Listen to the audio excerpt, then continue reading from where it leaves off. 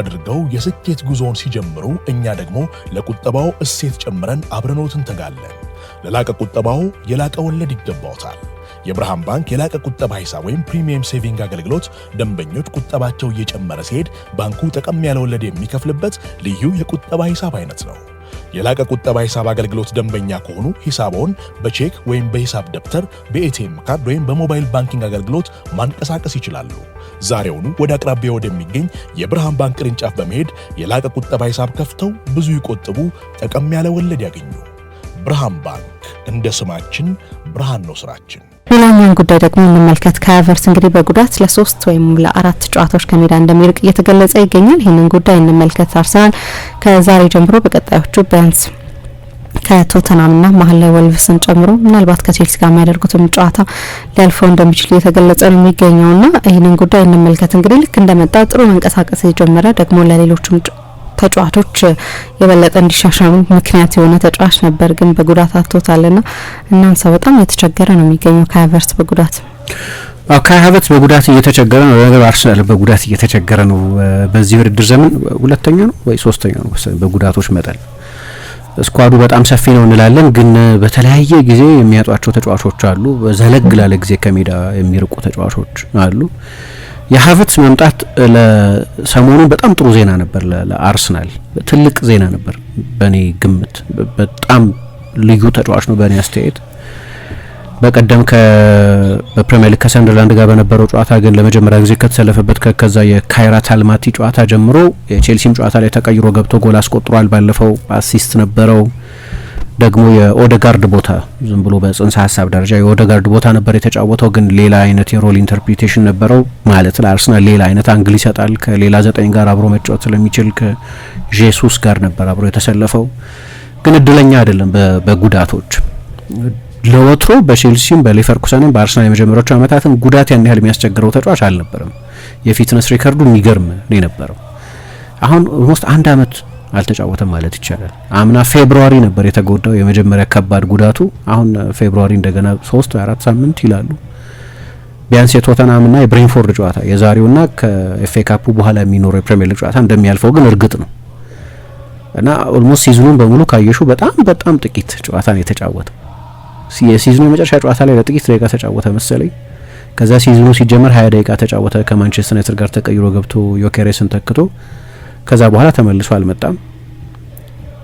ቢኖር በጣም የሚመርጠው አይነት ተጫዋች ይመስለኛል፣ ልዩነት የሚፈጥር ተጫዋች ብሎታል አርቴታ በቀደምለት። ግን አይ ቲንክ ችግሩ የእሱ መጎዳት ብቻ አይመስለኝም። ሜሪኖም የለም። ኤታን ዋኔሪ በውሰት ተሰጥቷል፣ ወደ ማርሴይ ሄዷል። ስለዚህ በቁጥር ከአርሰናል ስኳድ 3 ሙስት ተመሳሳይ ቦታ ላይ መጫወት የሚችሉ ተጫዋቾች አይኖሩትም ማለት ነው። ግን ሜሪኖና ሀቨርትዝ ደግሞ በጣም ተመሳሳይ ተጫዋቾች ናቸው ካየሻቸው። ሁለቱም በተለያየ ቦታ መጫወት የሚችሉ ተጫዋቾች ናቸው። ሀቨርትዝ ሲያስፈልግ አጥቂ ሲያስፈልግ 8 ቁጥር ሆኖ መጫወት ይችላሉ። ሁለቱም ረጃጅም ናቸው። ሁለቱም በጣም ጠንካራ ሰራተኞች ናቸው። ሁለቱም ዱዌሊስቶች ናቸው። ብዙ የአየር ላይ ኳሶች የመሬት ላይ ኳሶች የሚያሸንፉ ናቸው። ሁለቱም የተለያየ ቦታ ላይ ለመጫወት ያስቻለ ታክቲካል ብልህነት ያላቸው ተጫዋቾች ታክቲካዊ ብልህነት ያላቸው ተጫዋቾች ናቸው። ሜሪኖ ሰርጀሪ ነው እና የሪከቨሪውን ጊዜ ማክበር አለብን ብሏል አርቴታ። ለነገሩ ከሰርጀሪ በኋላ የጊዜ እንደሚፈልግ ግልጽ ነው። በዚህ ሲዝን ብዙ ላይ ጠቅም ይችላል አርሰናል፣ ግን በጣም ትልልቅ ጎሎች አስቆጥሯል በዚህ ውድድር ዘመን። በጣም ወሳኝ ታክቲካዊ ኃላፊነቶችን ተወጥቷል። በእኔ ግምት አርሰናል ቤስት የሚባለውን ፐርፎርማንስ ያሳየው እሱ አጥቂ ሆኖ በተጫወተበት ጊዜ ነው። መደበኛ አይደለም ቦታው፣ ግን ያንን ቦታ አዳፕት ማድረግ የሚችልበት ስማርትነስ የሚገርም። ሀቨርትዝም ተመሳሳይ ነው። ግን ደግሞ ሁለቱም የግራግር ተጫዋቾች ናቸው። ለአርቴታ ግራግር ከአንግል አንጻር በጣም አስፈላጊ ነው። እዚህ ጨዋታ ላይ ለምሳሌ የዛሬው ጨዋታ ላይ አላቅም ትላንትና አይሰለፉም አላለም፣ ግን ኦደጋርድና ሳካም ላይደርሱ ይችላሉ። ኦደጋርድና ሳካም 2 የግራግር ተጫዋቾች ናቸው። ለአርቴታ ዋጋ ያለው ነገር ነው። አንድ ሳምዲን የሚባል የቴሌግራፍ ጸሐፊ ከወራት በፊት ለምንድን ነው አርቴታ የግራግር ኦብሰሽን ያለበት ሚል አንድ አርቲክል ጽፎ ነበር፣ ማግኘት ይቻላል። ስለዚህ የሚያሳጣው ባላንስ አለ። ማንኖኒ ማዱዌኬ ብቻ መሆኑ መሰለኝ አሁን ከአርሰናል የማጥቃት ተጫዋቾች የግራግር ተጫዋች ሆኑ፣ ሌሎቹ በሙሉ የቀኝ እግር ተጫዋቾች ናቸው። እንግዲህ እነዚህ ተጫዋቾች ከሌሉ እኔ አንድ ተጫዋች ከዚህ ማትረፍ አለበት እላለሁ። መጎዳት አይዲያል አይደለም ለማንም ተጫዋች፣ ግን እግር ኳስ እንደዛ ነው። በሆነ ተጫዋች መጎዳት፣ በሆነ ተጫዋች መሸጥ፣ በሆነ ተጫዋች የብቃት መውረድ ምክንያት የመሰለፍ እድል የሚያገኙ ተጫዋቾች አሉ። የኤዜ ጊዜ መሆን ያለበት ይመስለኛል አሁን። ምክንያቱም እኔ ኤዜን በተመለከተ አርቴታ ከራሱ ጋር እርቅ መፍጠር አለበት እላለሁ። የኤዜን ካራክተሪስቲክስ እንደ ኤዜነቱ መቀበል አለብሽ። ኤዜ ኦዴጋርድን መሆን አይችልም፣ ወይም ኦዴጋርድን ለመሆን በእድሜ ረፍዷል። 27 ዓመቱ ነው አሁን። እንደ አዲስ ሊሰራ አይችልም። አንድ አዲስ የአርሰናልን ታክቲካዊ ባህሪያት አዳፕት ማድረግ አለበት። ግን ክሪስታል ፓላስ ውስጥ በሲስተም ቼን ያልተደረገ ተጫዋች ነው ነበር። ሲስተማታይዝድ ቡድን ነው፣ ልክ ነው። ግን ለኤዜ የተሰጠው ኃላፊነት የበለጠ ራሱን የሚገልጽበት ነጻነት የነበረው ተጫዋች ነው። እኔ ደግሞ እንደሚገባኝ ይሄ በጣም ሬጂመንትድ የሆነው የአርሰናል ቡድን የኤዜ አይነት ካራክተር ያለው ተጫዋች ይፈልጋል። አሁን እንደ ኦዴጋርድ አይደለም ስል፣ ለምሳሌ ኦዴጋርድ ብዙ ኳስ የሚነካ ተጫዋች ነው በጨዋታ ውስጥ። ለእኔ ኦዴጋርድ 8 ነው እንጂ 10 አይደለም። 10 ቁጥር አይደለም ኦዴጋርድ 8 ደንበኛ ተጫዋች ነው። ወደ ዲፕ የሚመጣ የበለጠ ቦል ኦሪየንትድ ተጫዋች፣ ረጅም ሰዓት ኳስ የሚይዝ የበለጠ የ8 ቁጥር ዝንባሌ ያለው ለጨዋታ ቁጥጥር የሚመች ብዙ ኳስ የሚነካ በየጨዋታው 90-100 ኳስ ነክቶ የሚወጣ 60-70-80 ፓስ የሚያደርግ አይነት ኮንትሮለር ነው ኦዴጋርድ። ኤዜ ደግሞ ከ8 ይልቅ የበለጠ የ10 ቁጥር ባህሪ ያለው ነው።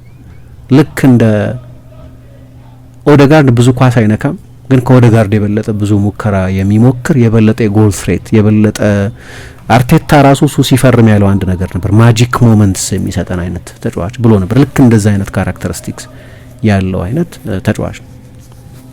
እስካሁን ድረስ ብዙ ሲዝኑ ሲጀመር በተለይ ኦዴጋርድ የተጎዳ ጊዜ ብዙ ይሰለፍ ነበር። አይ ቲንክ በተሰለፈባቸው አንዳንድ ጨዋታዎች የሚሰጠውን ጥቅም ያየን ይመስለኛል። በሰሜን ለንደን ደርቢ ሃትሪክ ሰርቷል። ከባየር ሚኒክ ጋር ድንቅ ነበር። ከሲቲ ጋር ለማርቲኔሊ ኳስ ያቀበለው እሱ ነው። እንዲህ አይነት ሞመንቶች ማለት ነው። ብዙ አይደሉም፣ ግን ትልልቅ ሞመንቶች ናቸው። ለምሳሌ እንዳልኩት ኦዴጋርድ ለምሳሌ አቬሬጁን ብቻ ብትወስጂ 70 ኳስ ይነካል በጨዋታ፣ ኤዜ 46 ነው የሚነካው። ኦዴጋርድ 57 ፓስ በአቬሬጅ ያደርጋል። የዚህ ሲዝን ብቻ ኤዜ 32 ፓስ ነው የሚያደርገው። ብዙ አይደለም፣ በተችም በፓስም በባህሪ በጣም የተለያዩ ተጫዋቾች ናቸው። ግን ምን ልለው እችላለሁ፣ ኤዜን የሎ ተች ግን የሃይ ኤፊሽንሲ ተጫዋች ነው። ትንሽ ነው የሚነካው፣ ግን ከፍተኛ ኤፊሽንሲ ያለው ተጫዋች ነው። ኦዴጋርድ የእሱን ያህል ብዙ ሙከራ አያደርግም። የእሱን ያህል ብዙ ሪስክ የማጥቃት ሪስክ አይወስድም። የአርሰናል ደጋፊዎች የሚፈልጉት እንዲሁም ብዙ ሪስክ እንዲወስድ ነው። ምክንያቱም ሪስክ ሲወስድ እናውቀዋለን። በአንድ ሲዝን 94 የጎል እድል በኦፕን ፕሌይ ብቻ የፈጠረ ተጫዋች ሆኖ እናውቀዋለን። ሪስክ በሚወስድበት ጊዜ ከሆነ ጊዜ በኋላ የበለጠ የሪስክ የሚፈራ የበለጠ ሆሪዞንታል የበለጠ ኳስ እግሩ ስር ረጅም ጊዜ የሚያቆይ አይነት ተጫዋች መሆን ጀመረ። አርቴታ ጨዋታ መቆጣጠር የሚወድ አሰልጣኝ ስለሆነ እሱ ኮንትሮል ትወዳለህ ተብሎ ሲጠየቅ ኦፍ ኮርስ ፔፕም ኮንትሮል ይወዳል። ኮንትሮል መውደድ አይደለም ችግሩ፣ እሱ ግን ኮንትሮል የሚለውን ቃል አይወደውም። ዶሚናንስ፣ እኔ ዶሚናንስ የሚለውን ቃል ነው በምወደው ብሎ ይላል። ግን ለማናችንም ግልጽ ይመስለኛል ኮንትሮለብልስ የሆኑትን ነገሮች አሰልጣኝ ሊቆጣጠራቸው የሚችላቸውን ነገሮች በሙሉ መቆጣጠር የሚፈልግ አሰልጣኝ ነው። በዚህ መንገድ ጥሩ ቡድን ሰርቷል። ስለዚህ የመረጠው መንገድ ስህተት ነው ልል አልችልም። በጣም ጥሩ ቡድን ሰርቷል። በአውሮፓ በጣም የሚደነቅ ቡድን ሰርቷል። ዋንጫ ማንሳት ሲቀር በጣም አሪፍ ቡድን ነበር ባለፉት ጥቂት ዓመታት። ምናልባት ይሄኛው ዋንጫ ማንሳት ሲቀር የሚለውን አገላለጽ የሚያስቀር ሲዝን ሊሆን ይችላል። ግን ያንን ለማድረግ በጥሩ ቡድንነትና በታላቅ ቡድንነት መካከል ያለ አንድ ትልቅ ልዩነት ዋንጫ የማሸነፍ ልዩነት ነው። ያንን ለማድረግ ግን ምናልባት ከተለመደው መንገድ ወጣ ማለት ሊያስፈልገው ይችላል። ስለዚህ ኤዜን እንደ ኤዜነቱ መቀበል ያለብሽ ማለት የሎተች ተጫዋች መሆኑን፣ ምናልባት አንዳንድ ጊዜ ልክ እንደ ኦዴጋርድ አይነት የፖሴሽን ጥንቃቄ የማያደርግ ተጫዋች መሆኑን መረዳት ያስፈልጋል። ሁለተኛ ለኔ የግራ 8ም አይደለም የቀኝ 8ም አይደለም 10 ቁጥር ነው። አሁን ልዩነቱ ለምሳሌ እንደ በቀደም ሃቨርትዝ ተጫወተና የአርሰናል የጨዋታ ባህሪ በመጠኑ ተለወጠ። አርሰናል በዛ ጨዋታ ላይ በዚህ ሲዝን 4ኛውን አነስተኛ የኳስ ቅብብል ነው ያደረገው። ግን መጥፎ ፐርፎርማንስ ነበር በጭራሽ። የሰንደርላንድ ጨዋታ ሰንደርላንድ ፈታኝ ቡድን ሆኖ እንደተጠበቀ ሆኖ ጆፓርዲ ኦልሞስት አልነበረው። አንድ ሙከራ አድርጎ ነው ወጣው ሰንደርላንድ ኦን ታርጌት። ውስብስብ ጨዋታ አልነበረም ለአርሰናል። ሰንደርላንድ ጥሩ ቡድን መሆኑ እንደተጠበቀ ሆኖ አንዳንድ አካላዊ ፈተና ብራያን ብሮቤ ምናምን ሰጥቷቸዋል። ኦኬ ያን ያህል ነው የሄዱት። ግን ምን አደረገ አርሰናል? በሜዳው በሰንደርላንድ በፖሴሽን ተበለጠ። ለምን? በሁለት ሚድፊልደር ብቻ ነው የተጫወተው። ሃቨርትዝ 8 አይደለም ኦዴጋርድ ቦታ ላይ ተጫወተ እንላለን እንጂ እሱም ለላይን አፕ ለግራፊክስ ነው 8 ኦልሞስት ሁለተኛ አጥቂ 10 ቁጥር ሆኖ ነው የተጫወተው። ነጻነት ያለው ከዲፕ ኳስ ይዞ የሚመጣ እንዲሁም ከጥልቅ ኳስ ይዞ መጥቶ አንድ ጠቅልሎ ላይ ያስቆጠረው የተቃረበ አንድ ሙከራ አድርጓል። ስለዚህ ወደ ጥልቅ ዞኖች ይመጣል ከጄሱስ ይልቅ። ለምሳሌ ከጄሱስ ጋር ነው አብሮ የጀመረው፣ በኋላ ዮኬሬስ ገብቷል። የበለጠ ነጻነት ያለው የተለያዩ ዞኖችን የተለያዩ ስፔሶችን የሚያዝ ነጻነት ያለው ግን 10 ቁጥር ሆኖ የተጫወተው ልክ እንደ ኦዴጋርድ አይነት ሶስተኛ ሚድፊልደር አልነበረም። በሁለት ፒቮት ነው የተጫወተው አርሰናል። ምን አድርጓል ማለት ነው? አርቴታ እዚህ ላይ ኮምፕሮማይዝ አድርጓል ማለት ነው አይደል? የተወሰኑ ሽግሽጎች አድርጓል ማለት ነው። ለኤዜም እንደዛ ማድረግ ለኤዜ ያንን እንደው ምንም የመከላከል ግዴታ የሌለበት ተጫዋች ማለት አይደለም፣ ግን ኤዜ ኦዴጋርድን ያህል የፕሬሲንግ ኢንቴንሲቲ የለውም። እሱ በቀደም አንድ በጣም ኢንትረስቲንግ ኢንተርቪው ነበር። በመጀመሪያዎቹ አመታትና አሁን ባለ የማሰልጠን ስልት መሀል ያለው ልዩነት ምንድን ነው ብሎ ጠየቁ አንድ ኢንተርቪው ላይ አንድ ጋዜጠኛ። መጀመሪያ አካባቢ ታክቲካዊ ተጠናውቶ ነበርኝ አለ፣ ታክቲካል ኦብሰሽን ነበርኝ። አሁን ግን ለተጫዋቹ የምሰጠው የሚችለውን ብቻ ነው፣ ማድረግ የሚችለውን ብቻ ነው የምሰጠው። የተረዳሁት የገባኝ ነገር አሁን እሱ ነው ይላል። አሁን ያንን ማድረግ በቃ ያለ አቅሙ ተጫዋቹ ለምሳሌ መጀመሪያ ከምን ያደርግ ነበር መሰለሽ? ዚንቼንኮ ተጎዳ አይደል? ዚንቼንኮ ሲጎዳ ያኩብ ኪቪዮርን ያጫውተው ነበር። ኪቪዮርን ምን ያደርግ ይለዋል? ልክ እንደ ዚንቼንኮ ኢንቨርት ያደርግ ይለዋል። ዚንቼንኮ የሆነ ጊዜ በጣም ወሳኝ ታክቲካዊ ተጫዋች ነበር፣ አማካይ ነበር፣ ቴክኒካዊ ችሎታው የላቀ ነው። ኪቪዮር ያንን አይችልም። ከዛ ኪቪዮርን በቃ እንደ መደበኛ ፉልባክ እንደ ትራዲሽናል ፉልባክ መጠቀም ጀመረ። ሌሎችም ተጫዋቾች ለምሳሌ ኬረን ቲየርኒም ላይ ሞክሮት ነበር። አይችሉትም እነዚህ ተጫዋቾች። አሁን የተማረው ነገር ተጫዋቾች የማይችሉትን ነገር መጠየቅ ማቆም።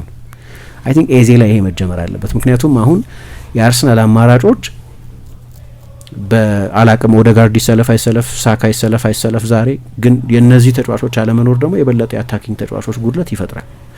ኤዜ መሰለፉ ናቹራል ሊሆን ይችላል፣ ግን ኤዜ የሚጫወት ከሆነ አዳፕት ማድረግ አለበት ልጁ። ግን ሊሚትድ ሆነ ነው። ለምሳሌ ስንት ነው 8 ነው 9 የጎል ዕድል ነው የፈጠረው ወደ አርሰናል ከመጣ በኋላ። አምና 58 የጎል ዕድል የፈጠረ ተጫዋች ነው።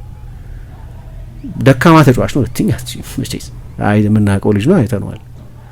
ያለ ምክንያት አይደለም አርሰናል ይሄን ሁሉ ገንዘብ ኢንቨስት ያደረገው። ሞመንቶችም አይተናል በአርሰናል ተጫዋችነት ኮንሲስተንትሊ ያላየናቸውም እንጂ እነዛን ሞመንቶች መስጠት የሚችል ተጫዋች እንደሆነ አይተናል።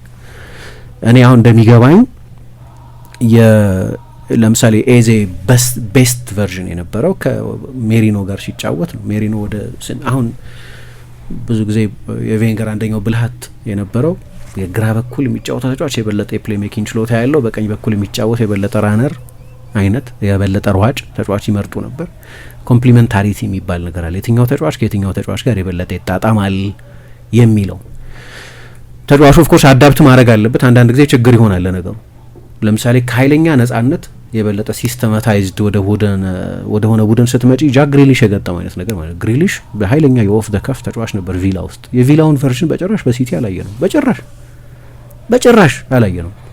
በሌላ መንገድ ጠቃሚ የነበረባቸው ጊዜያት ነበሩ፣ አንድ ነገር ነው። ግን ግሪሊሽን ልዩ ተጫዋች ያስባሉትን ነገሮች አላየ ነው። ለምን? አንዳንዴ የአንዳንዱ ቡድን የጨዋታ ባህሪ በጣም የተለየ ስለሆነ እሱን እስከትላመጂ ድረስ የሚወስደው ጊዜ አለ እና ምናልባት የኤዜ ወቅት ሊሆን ይችላል። ከኳስ ውጪ እንደ ኦዴጋርድ አይደለም። እሱ ነው አንደኛው ኮምፕሮማይዝ። ትልቁ ልዩነት እሱ ነው። ኦዴጋርድ ከኳስ ውጪ በጣም ታታሪ ነው። ስለዚህ ምናልባት ኤዜ አሁን በጉዳቶቹ በተለይ በሀቨርትዝ ጉዳት፣ በኦዴጋርድ የፎርምም የፊትነስም ጥያቄ ምክንያት መሰለፍ የሚችልበት ጊዜ ላይ የደረሰ ይመስለኛል እና በጉዳት ማትረፍ ልበለው ማትረፍ አይመስለኝም፣ ግን ሁኔታው ግን ለሱ እድል የሚሰጠው ይመስለኛል። ቁጠባን ባህለው አድርገው የስኬት ጉዞውን ሲጀምሩ እኛ ደግሞ ለቁጠባው እሴት ጨምረን አብረኖት እንተጋለን። ለላቀ ቁጠባው የላቀ ወለድ ይገባዎታል። የብርሃን ባንክ የላቀ ቁጠባ ሂሳብ ወይም ፕሪሚየም ሴቪንግ አገልግሎት ደንበኞች ቁጠባቸው እየጨመረ ሲሄድ ባንኩ ጠቀም ያለ ወለድ የሚከፍልበት ልዩ የቁጠባ ሂሳብ አይነት ነው። የላቀ ቁጠባ ሂሳብ አገልግሎት ደንበኛ ከሆኑ ሂሳቦን በቼክ ወይም በሂሳብ ደብተር፣ በኤቲኤም ካርድ ወይም በሞባይል ባንኪንግ አገልግሎት ማንቀሳቀስ ይችላሉ። ዛሬውኑ ወደ አቅራቢያ ወደሚገኝ የብርሃን ባንክ ቅርንጫፍ በመሄድ የላቀ ቁጠባ ሂሳብ ከፍተው ብዙ ይቆጥቡ፣ ጠቀም ያለ ወለድ ያገኙ። ብርሃን ባንክ፣ እንደ ስማችን ብርሃን ነው ስራችን።